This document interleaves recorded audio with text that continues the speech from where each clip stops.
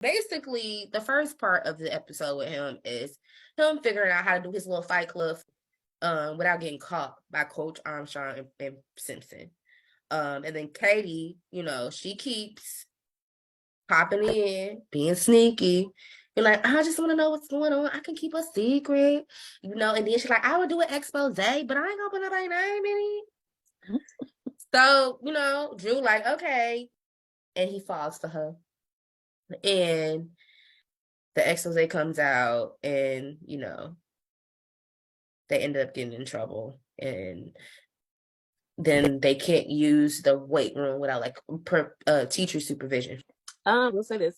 My disdain for Drew kind of subsided because I did feel bad for him that he was going through his traumatic time, and his only outlet was fighting. And he obviously needs therapy, especially since he's having like night terrors and doesn't really sleep much. In the book, The Body Keeps the Score, it actually talks about how like talk therapy alone is not really good for releasing trauma that's stored in the body.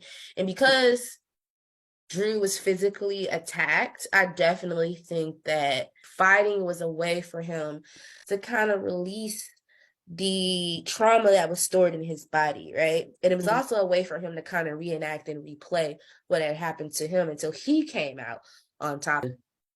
For some odd reason, Julian and Owen told Drew about an underground MMA fighting ring.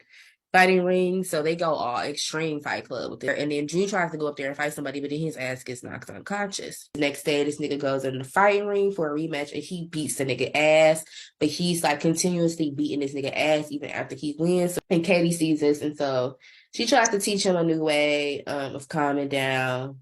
And then they begin the next day to practice Taekwondo.